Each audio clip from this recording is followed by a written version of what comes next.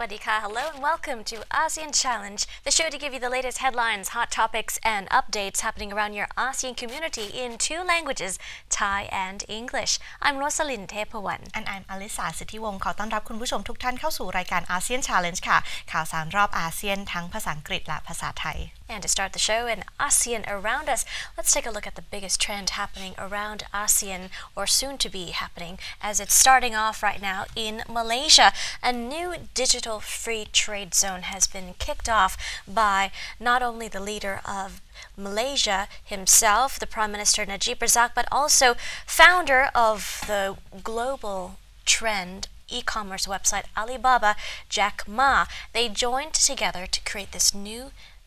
digital free trade zone that'll actually boost the chances for smaller groups and startups and entrepreneurs to really kick themselves and level up compared to the global giants. That's right. So actually they've been trying to discuss this platform, you can say, for about a year now already, and they've been working together in order to boost e-commerce and establish a logistics hub for Southeast Asia. Now, as you mentioned, of course, this is a, let's say, a talk between Najib Razak of Malaysia and as well as Jack Ma. So the first location where the hub is going to be located is considered to be in Kuala Lumpur, of course. So this is going to be at the airport and the international airport. In the initial stages, it will be managed, we can say, by their local postal services there in Malaysia. Now, however, they have several steps that they're going to take in order to create this digital free trade zone, or what they also call DFTZ. Right, all together. In fact, they didn't really expect as many people to sign on as they did, but initially, the ICT agency of Malaysia expected 1,500 small and medium enterprises, or SMEs, to sign up during that launch ceremony, but actually around 2,000 and more have done so, so it's received a huge feedback, you could say positive feedback so far. But according to Jack Ma and Najib, they said that from today onwards, Asia, one country in Malaysia so far, in Malaysia actually, can actually really step forward and use digital ways to enable themselves to sell things, buy things, reach various financial sources all across the world just through this platform. That's right. They said that once it occurs, there will be immediate benefits from this partnership, from the digital free trade zone. And one thing that Jack Ma has said was that, I quote, "We'll witness a historical moment from today in Asia, one country. The small business can use digital ways to enable themselves to sell things, to buy things, to reach the money all across the world. This is what we feel so excited about." Now, in terms of small and medium enterprises, Malaysia's ICT agency expects 1,500 SMEs to sign up and to launch, and around 2,000 enterprises have already done so. So what can we expect from this joint enterprise so far? It's going to be powered by the Chinese e-commerce giant, with the backing, of course, of Prime Minister Najib's government. And this cloud-based initiative will offer small SMEs, as we mentioned, especially Malaysian merchants, minimal tariffs, speedy customs clearance, for example, state-of-the-art logistical support, and also any kind of accompanying bricks-and-mortar logistics to be jointly developed by the Malaysian government and Alibaba. So this whole initiative altogether is still in its pilot stage, in its early fetal stages, or rather natal stages, you could say. It's being touted as really putting merchants together, shipping products from Malaysian specialty. For example, durians can be sent anywhere in the world now within 72 hours thanks to this new platform. That's right. So the initial stages of the DFT platform will be held at this warehouse nearby the International Airport of Kuala Lumpur, and it'll be run by the National Postal of Malaysia. And of course, as mentioned, of course, they will have a system in order to separate, in order to organize, and in order to pack these products. And it will be an automatic system, and it will be run initially for the first time by Lazada, which is another huge e-commerce group. This is also, of course, under Alibaba. Alibaba holds 83% of Lazada's shares. So this, of course, will be the first initial steps in order to do that. And of course, hopefully in the beginning of next year, the second or next phases will continue on. Right. This is another step that China is taking into Southeast Asia to really make a claim and especially set up a platform for ASEAN to really join hands and trade together. But at the same time, the concept behind this is that most of these platforms that we've seen presently and in the past focus more on corporate giants, on these big kind of internet giants, cyberspace giants. But now there's a new platform that's actually going to be designed for smaller companies. So has in the past been no free trade zone designed for these SMEs, but now for the first time this is happening. And so with this new concept, it's a huge launch, as you can see during this ceremony altogether. Jack Ma on stage with Najib Razak explaining the details behind this new platform. It's really exciting times for SMEs. ใช่แล้วค่ะมาดูกันในส่วนแรกของ ASEAN Around Us นะคะอย่างที่เราเห็นกันในขณะนี้นะคะอันนี้ที่เราเห็นก็จะเป็นการประชุมนะคะระหว่างผู้นำของประเทศมาเลเซียนั่นเองนะคะนาจิบราซักกับเราเรียกก็ได้ว่าถือว่าเป็นยักษ์ใหญ่ในด้าน e-commerce แจ็คหม่านั่นเองค่ะเจ้าของบริษัท Alibaba นั่นเองค่ะซึ่งทั้งสองท่านนี้นะคะก็จะมีการประกาศการเปิดตัวของเขตการค้าดิจิทัลหรือว่าที่เขาเรียกกันว่า DFTC นะคะย่อมาจาก Digital Free Trade Zone นั่นเองค่ะซึ่งก็จะเป็นการสนับสนุน e-commerce ในบริษัทที่มีขนาดเล็กถึงปานกลางนั่นเองหรือว่า SME นะคะโดย DFTC นะคะก็จะเป็นวิธีการที่ใช้วิธีดิจิทัลนั่นแหละค่ะเป็นการขายหรือซื้อของต่างๆพวกเขายังสามารถที่จะซื้อและขายทั่วโลกได้อีกต่างหากนะคะก็เป็นอีกหนึ่งวิธีการที่จะสนับสนุนการค้าระหว่าง e-commerce ต่างๆหรือว่า SME ขนาดย่อมด้วยใช่ค่ะนับว่าเป็นโอกาสที่ดีมากๆสำหรับชาวอาเซียนนะคะที่อยากจะร่วมธุรกิจแล้วก็เชื่อมธุรกิจของตัวเองกับธุรกิจอื่นๆประเทศมาเลเซียแล้วประเทศจีนแล้วก็นะคะก็นับว่าเป็นการที่หลายธุรกิจสามารถใช้บริการแพลตฟอร์มนี้เพื่อที่จะซื้อขายกันแลกเปลี่ยนกันแล้วก็ส่งเป็นโลจิสติกที่เร็วขึ้นก็ยกระดับการค้าแบบ e-commerce ในอาเซียนซึ่งก็เป็นครั้งแรกเลยนะคะที่แจ็คมาได้ร่วมมือกับทางประเทศมาเลแต่ว่าได้คุยกันเป็นปีแล้วอะค่ะใช่ถูกต้องค่ะในส่วนของอย่างที่เมื่อสักครู่นี้เราได้เห็นกันบนจอนะคะอันนั้นก็คือในช่วงเฟสแรกเมื่อต้นเดือนที่ผ่านมาประมาณวันที่3พฤศจิกายนเนี่ยค่ะซึ่งในช่วงเฟสแรกนะคะตัว DFTC เนี่ยค่ะก็จะตั้งอยู่ใกล้กับสนามบินนานาชาติกัวลาลัมเปอร์นั่นเองนะคะแล้วก็จะดำเนินการโดยไปรษณีย์แห่งมาเลเซียนั่นเองนะคะแล้วก็จะปรับเปลี่ยนจากสถานีขนส่งสินค้าเดิมมาเป็นคลังสินค้าแบบเต็มรูปแบบพร้อมระบบการคัดแยกจัดเก็บแล้วก็แพ็คสินค้าโดยที่มีพาหนะอัตโนมัติโดยระบบนี้นะคะก็จะใช้ครั้งแรกใน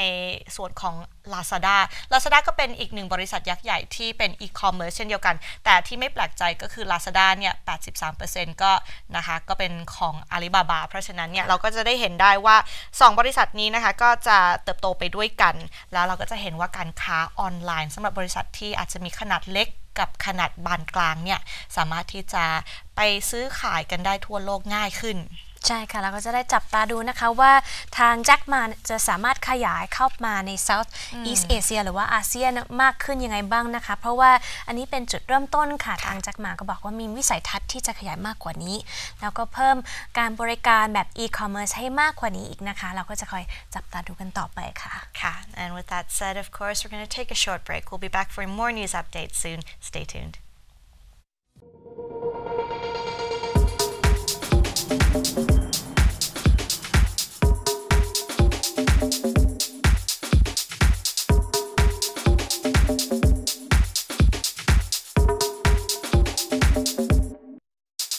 อนาคตกำหนดได้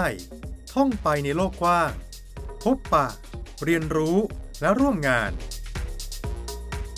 และพร้อมเป็นเจ้าของธุรกิจหลากหลายรูปแบบ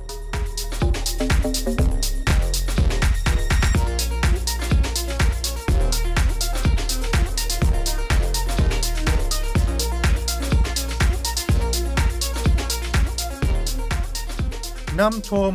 นำเที่ยวธุรกิจการท่องเที่ยวมากมายหลากหลายประเภทรองรับการเติบโตอย่างก้าวกระโดดของอุตสาหกรรมท่องเที่ยว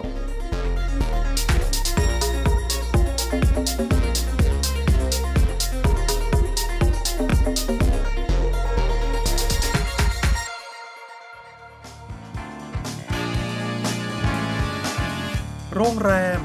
ที่พักรีสอร์ทสปาและบูติกโฮเทลรูปแบบใหม่ๆคอยท่านอยู่ให้ท่านไปร่วมสร้างความประทับใจให้แก่ผู้มาเยือน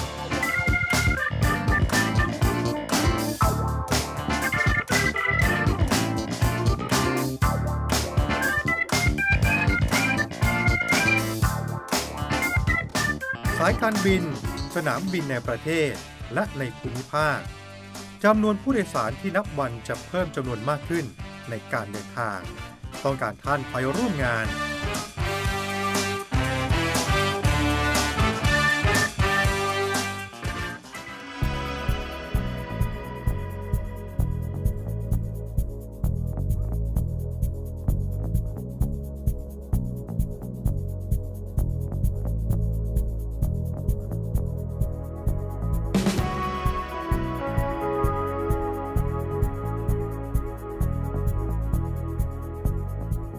เรียนรู้เมนูแสนอร่อย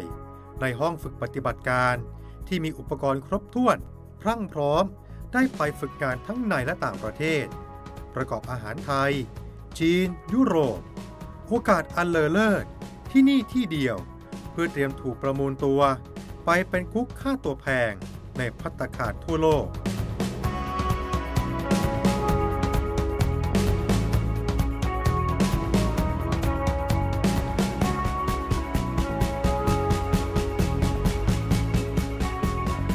สาขาวิชาเปิดสอนสำหรับนักศึกษานานาชาติสนุกตื่นเต้นท้าทายฝึกงานนอกสถานที่และมีรายได้ระหว่างเรียนวิทยาลัยการท่องเที่ยวและการบริการมหาวิทยาลัยรังสิตรอต้อนรับท่านแล้ววันนี้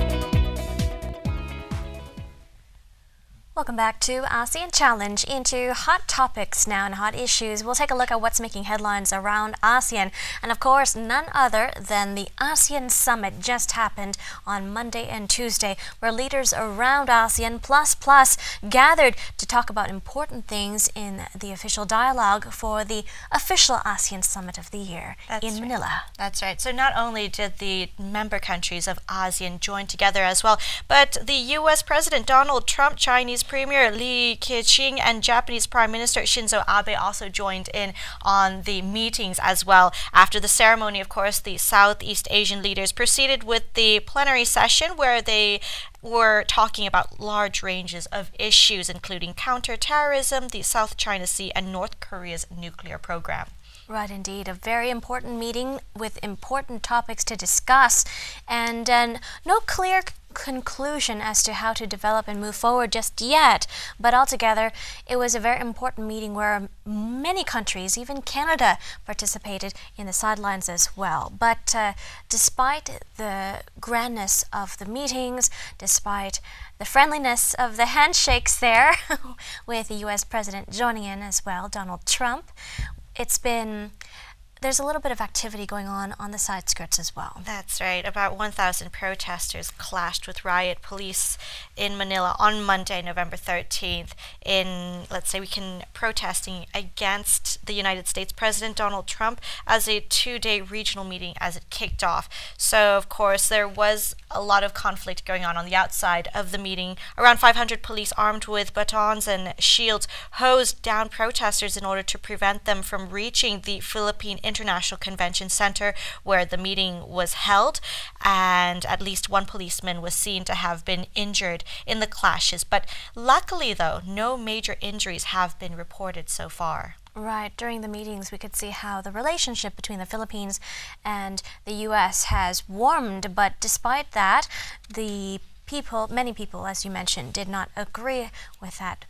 warming relations, but luckily no one got hurt. Now, this trip here for the U.S. is a final leg of Donald Trump's 5-country tour around Asia, where he met with various Southeast Asian leaders, also leaders from the East Asia Summit countries like China, Japan, South Korea, Australia. He also had a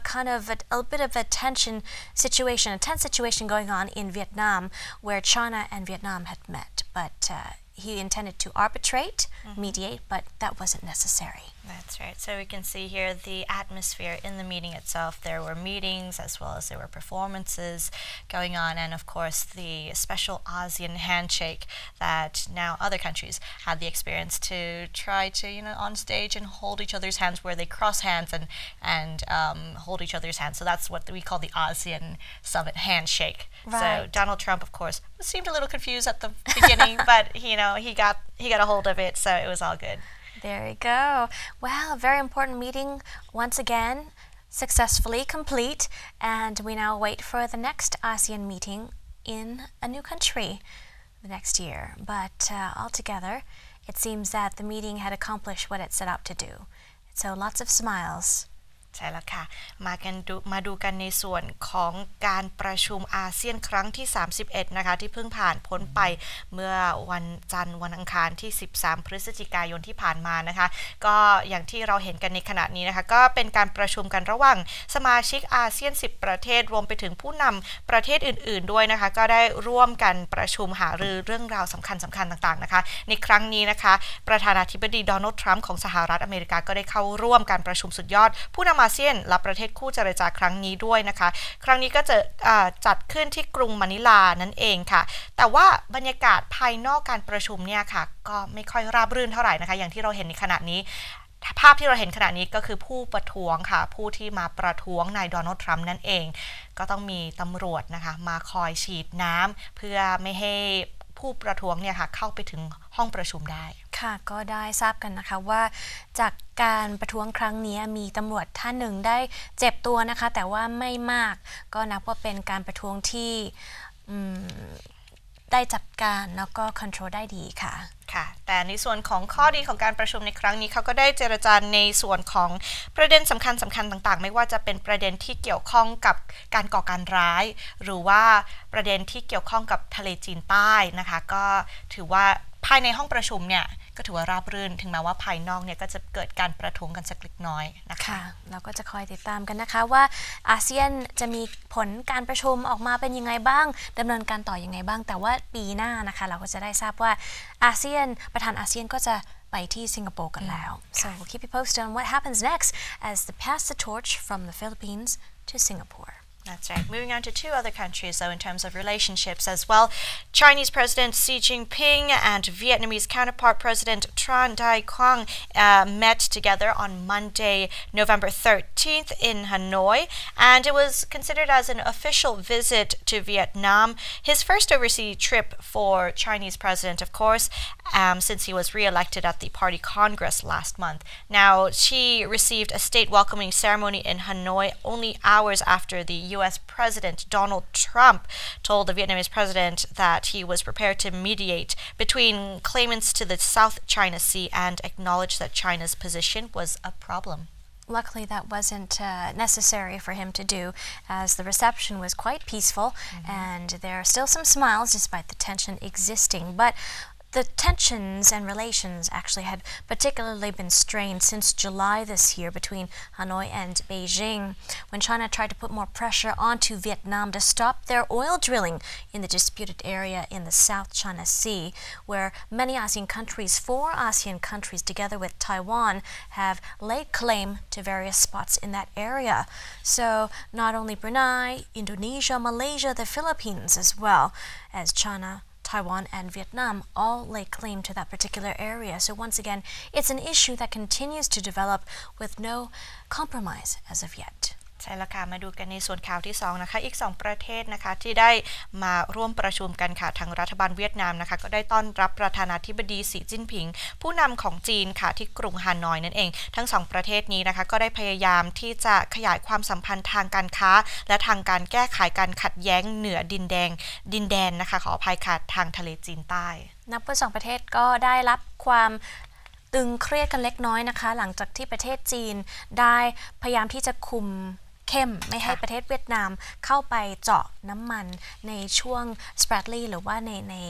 เกาะหลายๆจุดนะคะใน South China Sea ก็นับว่าจากนั้นไป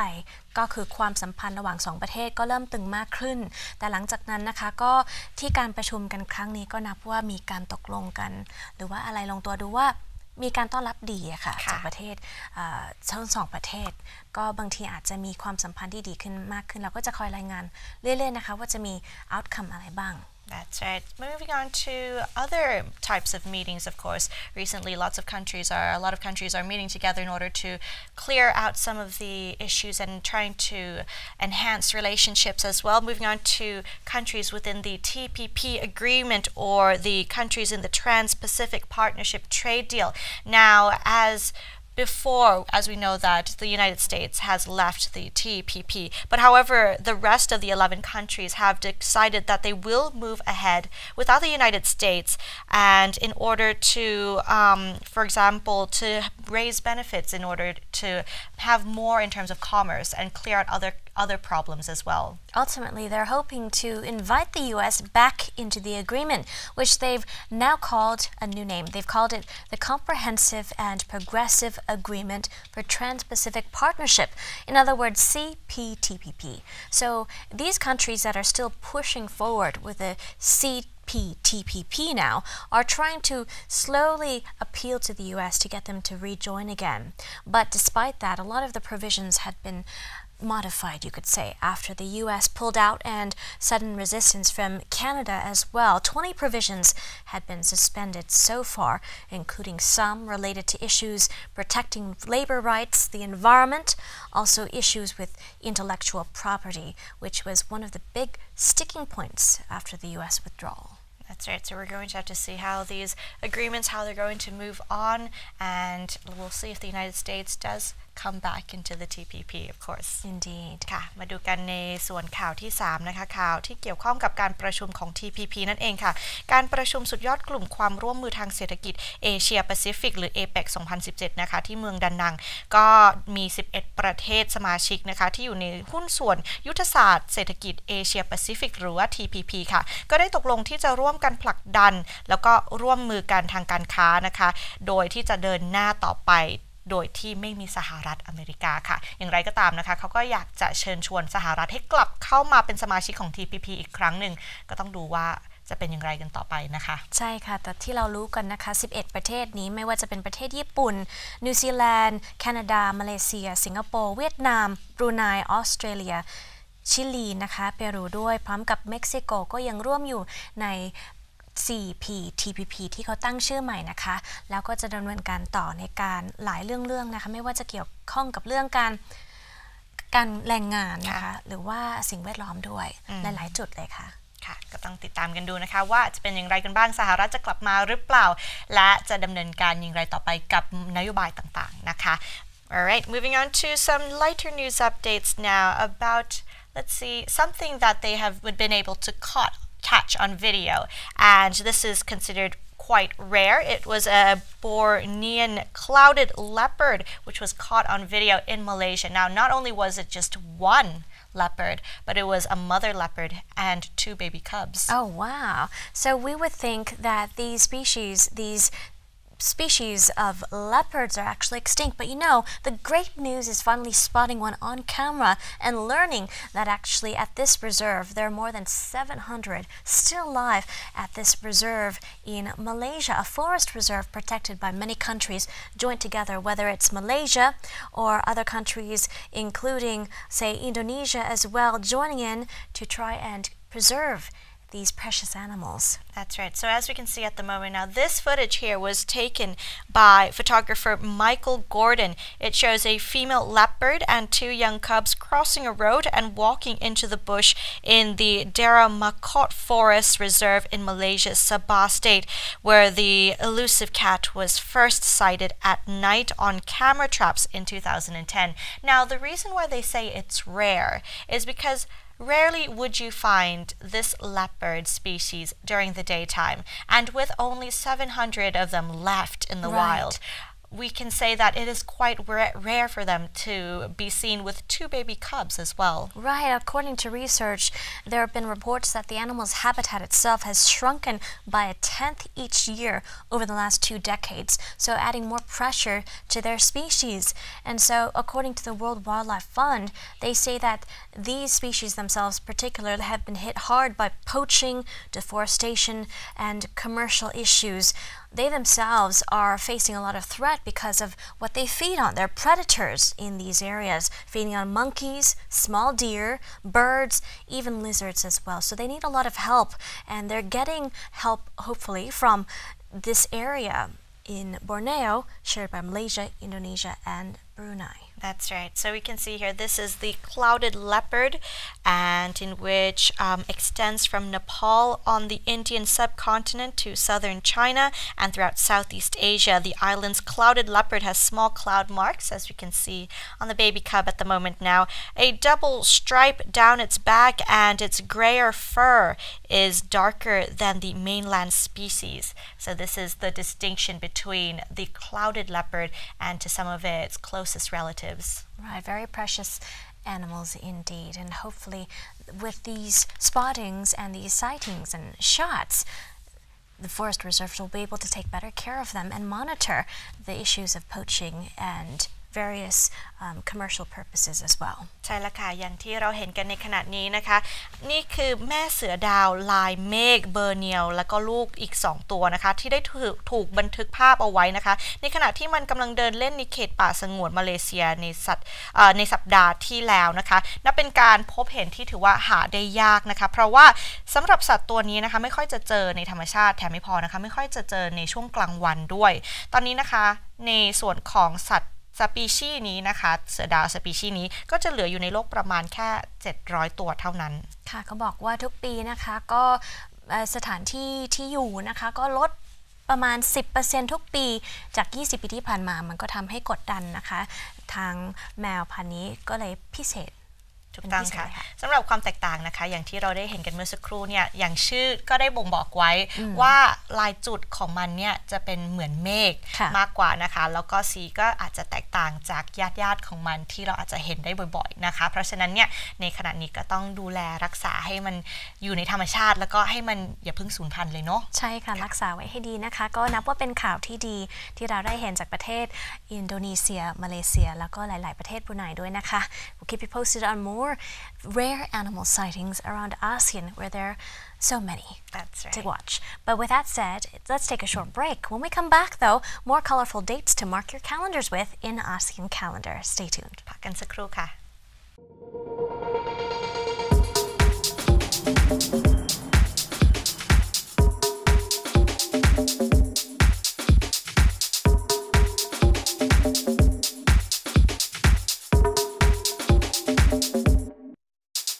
อนาคตกำหนดได้ท่องไปในโลกกว้างพบปะเรียนรู้และร่วมงานและพร้อมเป็นเจ้าของธุรกิจหลากหลายรูปแบบ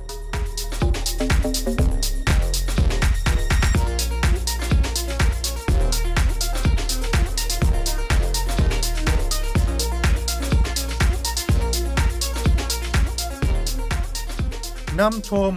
นำเที่ยวธุรกิจการท่องเที่ยวมากมายหลากหลายประเภทรอรับการเติบโตอย่างก้าวกระโดดของอุตสาหกรรมท่องเที่ยว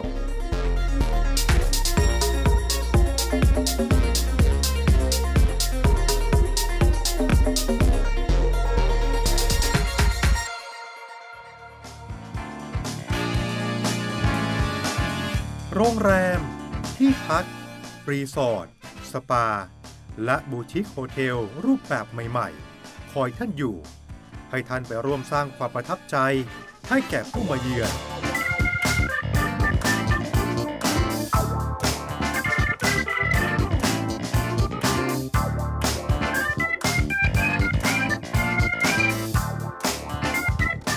สายการบินสนามบินในประเทศและในภูมิภาค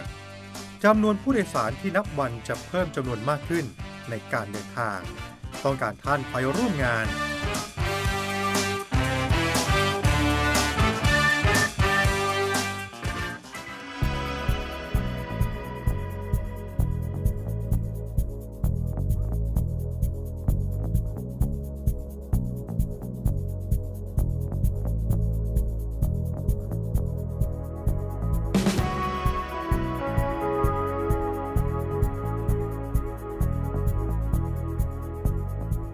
เรียนรู้เมนูแสนอร่อยในห้องฝึกปฏิบัติการที่มีอุปกรณ์ครบถ้วนพรั่งพร้อมได้ไปฝึกงานทั้งในและต่างประเทศประกอบอาหารไทยจีนยุโรปโอกาสอันเลอเลิศที่นี่ที่เดียวเพื่อเตรียมถูกประมูลตัวไปเป็นกุ๊กค่าตัวแพงในภัตตาคารทั่วโลก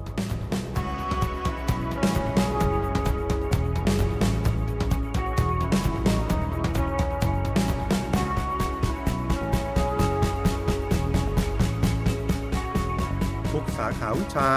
เปิดสอนสำหรับนักศึกษานานาชาติสนุกตื่นเต้นท้าทายฝึกงานนอกสถานที่และมีรายได้ระหว่างเรียนวิทยาลัยการท่องเที่ยวและการบริการมหาวิทยาลัยรังสิตรอต้อนรับท่านแล้ววันนี้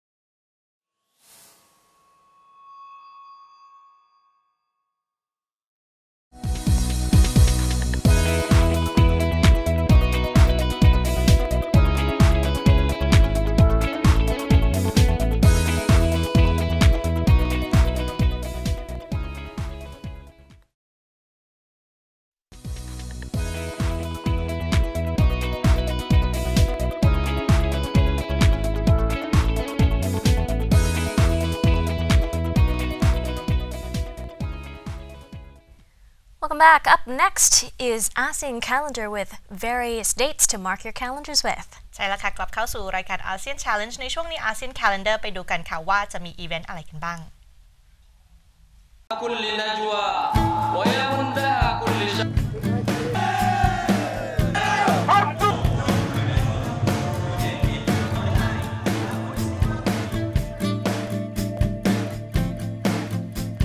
Cambodian Independence Day. When is Cambodian Independence Day? This national holiday is celebrated on the 9th of November each year.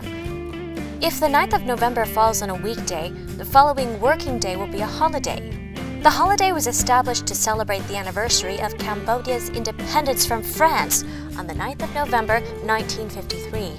and is Cambodia's national holiday. History of Cambodian Independence Day. The region of Cambodia became an area of influence under the rule of Angkorian era from the 8th century. By the 15th century, the influence of the Khmers waned and the kingdom was subject to control by the Spanish and Portuguese. With the arrival of the French in 1863, Cambodia became a protectorate of France and a virtual colony by the 20th century. In 1941, the French installed Prince Sihanouk on the Cambodian throne. Having sensed that the French influence was affected by World War II, with the support of the Japanese, Sihanouk declared independence from France in March 1945. Following the defeat of Japan, France regained control of the region, but the move had sparked a desire for independence. By July 1953, France had stated that it was ready to grant full independence to Cambodia, and and on the 9th of November 1953, full independence was achieved. King Norodom Sihanouk went on to rule Cambodia for the next 15 years before he was overthrown by a military coup. How is Cambodian Independence Day celebrated? Cambodian Independence Day is celebrated with festivals, parades, and firework displays across the country. The main celebrations are held in Phnom Penh, beginning with a formal ceremony at the Independence Monument, which is situated at the junction of the Preah Norodom and Preah Sihanouk boulevards. This is followed by a gala parade featuring colorful floats and marching bands in front of the Royal Palace. In the evening, the Royal Palace and other buildings are illuminated, and a huge fireworks display takes place near the riverbanks of the palace.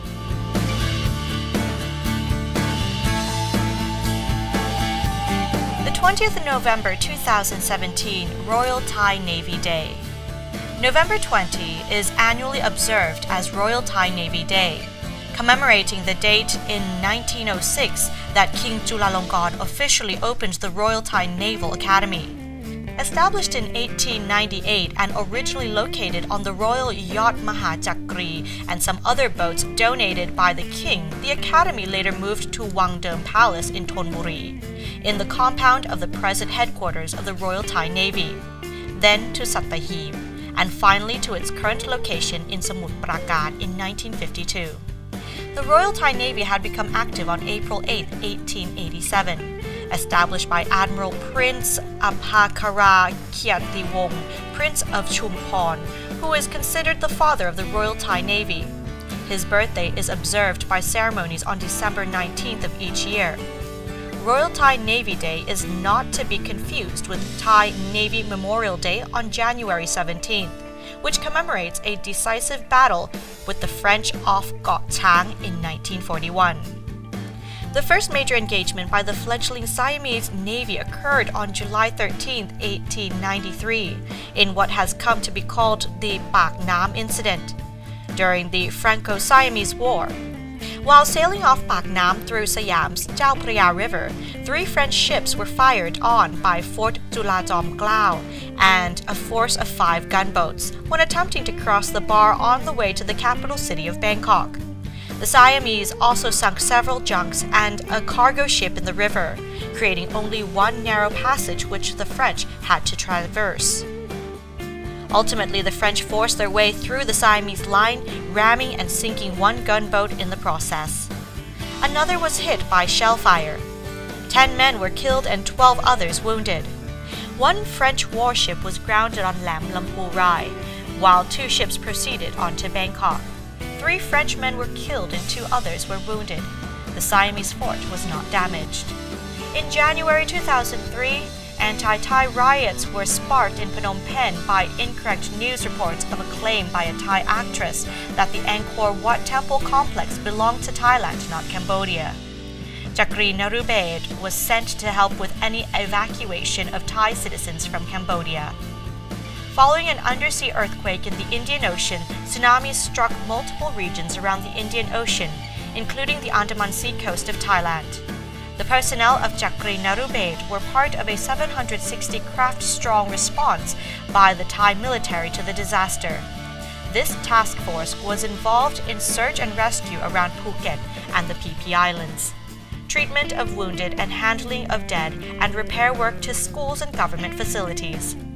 During the August 2005 filming of Rescue Dawn, a dramatized biographical film of U.S. Navy pilot Dieter Dengler and his capture during the Vietnam War, the flight deck of Chakri Narubed was used to represent the carrier USS Ranger.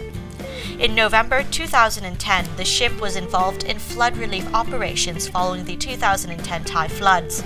Anchored off Songkhla province, relief supplies and food were airlifted to people in the region, while hospital patients were evacuated by the ship's helicopters. Chakri Narubed was sent to Koh Tao in late March during the 2011 southern Thailand floods, as the heavy storms causing the flooding had isolated the island, requiring the evacuation of tourists and local citizens.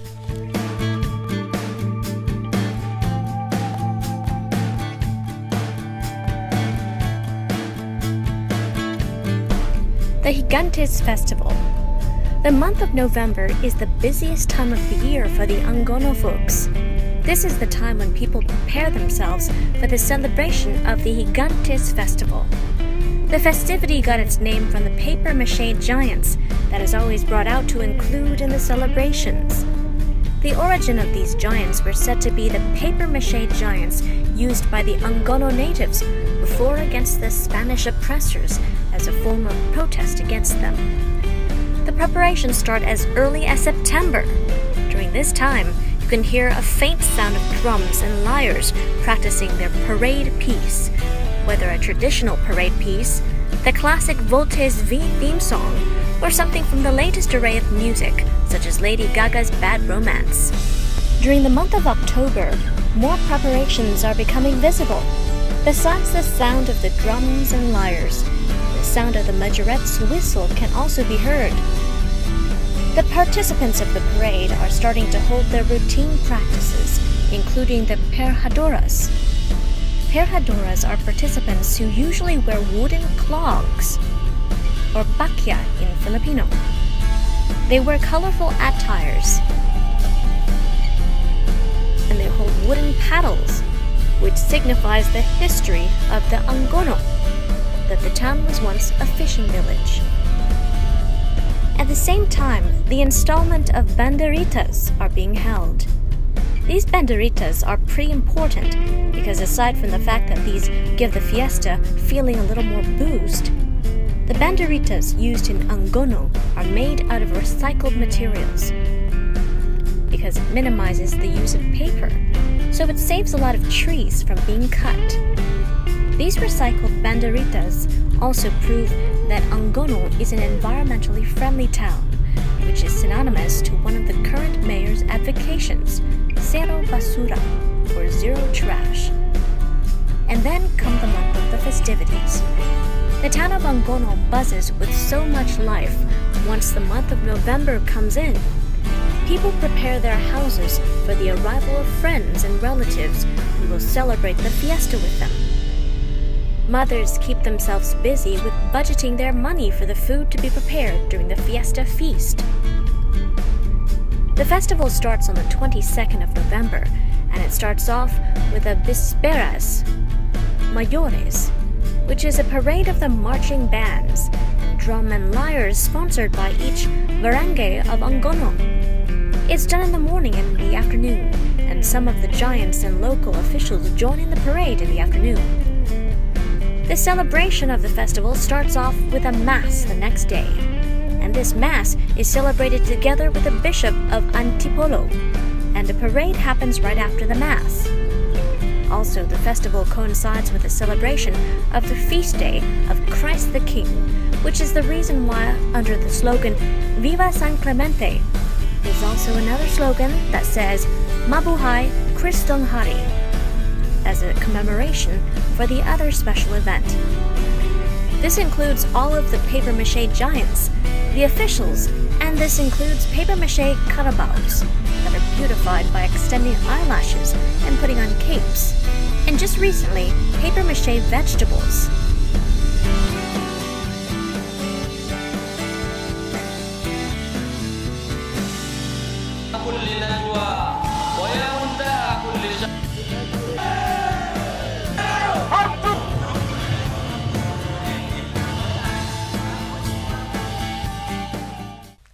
And those were the calendar events to mark your dates with. We take a short break now, but coming up next, we have ASEAN interview, so don't go away.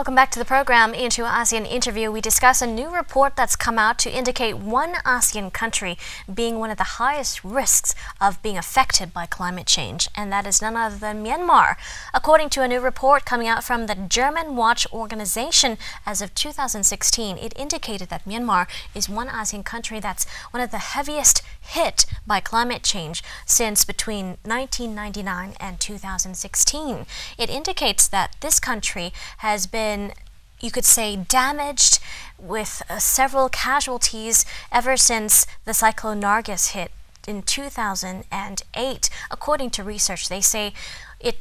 seems to be a trend where developing countries actually are the hardest hit by climate change and natural disasters compared to more developed countries. ใช่แล้วค่ะในส่วนของอาเซียนอินเทอร์วิวในวันนี้นะคะเราก็ได้ยกประเด็นขึ้นมานะคะเกี่ยวกับสภาพแวดล้อมนั่นเองนะคะซึ่งทางเมียนมาเนี่ยนะคะประเทศในอาเซียนของเราเนี่ยก็ถือว่าได้ติดอันดับนะคะที่เป็นประเทศที่มีสภาพอากาศที่แย่ที่สุดในรอบปี 2016 ค่ะโดยมีองค์กร German Watch นะคะก็ได้ออกรายงานประจำปี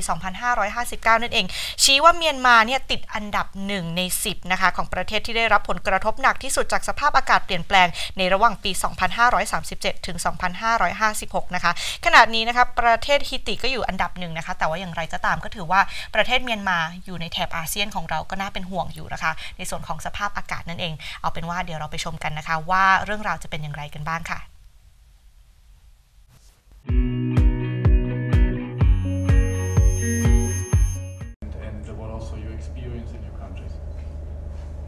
Haiti, which was hit last year by its strongest hurricane in 50 years, has been ranked the worst country in the world affected by extreme weather in 2016, in an index published Thursday. Zimbabwe, which suffered extreme drought followed by bad floods, came second. And Fiji, recovering from the strongest tropical cyclone ever recorded on the island, was ranked third in the Climate Risk Index published annually by non-profit environmental organization German Watch. Fiji is president of this year's UN climate talks, where small island states are pushing this week for urgent action to curb planet warming emissions, which are expected to make severe storms, floods, and droughts more frequent and serious. 9 of the 10 nations which were worst affected in that period were developing countries, with Honduras, Haiti, and Myanmar hardest hit. The index does not take into account slow onset climate risks, such as rising sea levels or melting glaciers. It shows that the 3 most affected countries were Haiti, Zimbabwe, and Fiji. What you can also see in this table is that we had some extremes last year, and this is, for example, reflected in the very high percentage of losses that affected the GDP of Fiji and Haiti. But also, we see that in India there were more than 2,000 people killed as a direct result of extreme weather events. These are quite extremes in this data. And with the US, we can see that also industrialized countries belong to the 10 most affected countries in 2016. The vulnerability of small island states is especially broadly reflected, with Haiti as on rank 1 and Fiji that ranks 3rd. Both were affected by devastating storm events last year. In Haiti, that was the Hurricane Matthew, and in Fiji, this was the cyclone Winston. But other results were that several countries were impacted by severe droughts, followed by heavy rainfall and floods. This was the case in Zimbabwe, which ranks 2nd, and in India, in Vietnam, and in Bolivia, for example. We also saw that many countries are frequently hit by extreme weather events. The special situation here is that they do not have enough time to recover after an event hit, and they in that case have not fully recovered before the next event strikes. We also see that industrialized countries are affected, and that means that they also have to increase their adaptation efforts as well as, of course, their mitigation actions, and this is also in their very own self-interest. The United States ranks 10th in this year's index, with 267 deaths and $47.7 billion in damages caused by extreme weather, according to the report. Between 1997 and 2016, more than 520,000 people died in more than 11,000 extreme weather events, such as storms, floods, and heat waves worldwide, according to the index. The economic damages amounted to about $3.16 trillion.